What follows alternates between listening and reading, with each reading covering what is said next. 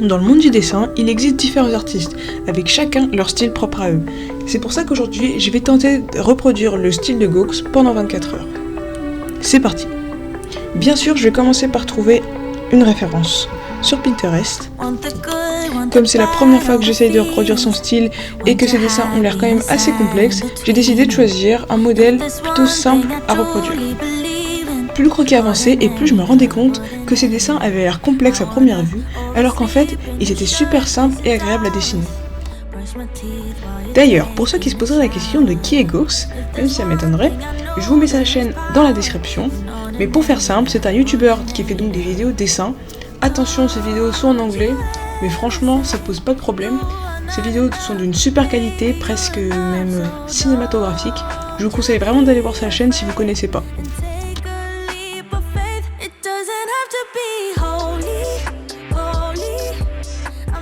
Bon, le croquis est terminé, je vais donc pouvoir passer à l'ancrage.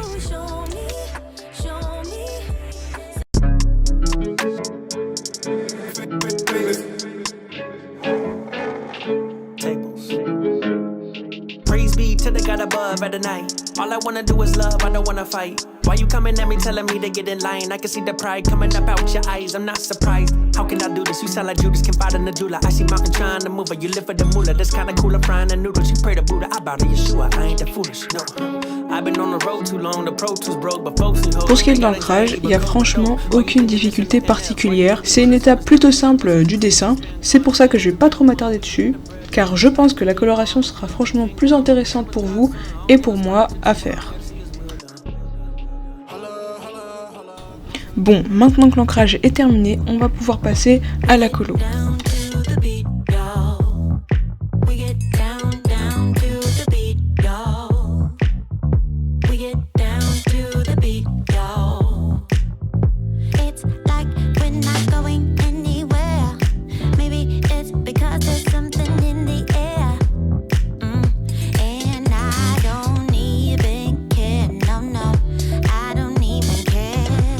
D'ailleurs, vous avez peut-être remarqué que pour faire les ombres, il n'y avait pas forcément besoin d'utiliser la teinte plus foncée.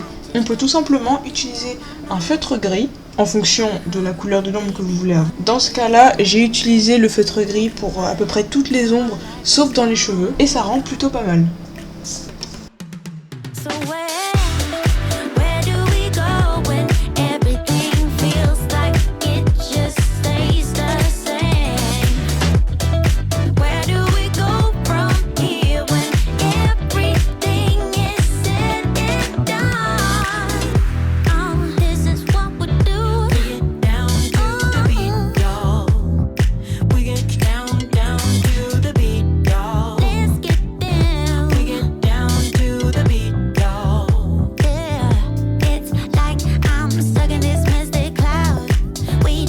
Bon et bien, on arrive à la fin de cette vidéo. J'espère qu'elle t'aura plu. Dis-moi dans les commentaires si selon toi, j'ai respecté le style de Gox. Bien sûr, n'oublie pas de t'abonner à la chaîne et de mettre un like si t'as aimé la vidéo.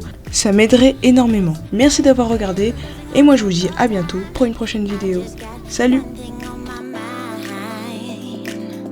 Baby, one day I'm hoping that you will be mine.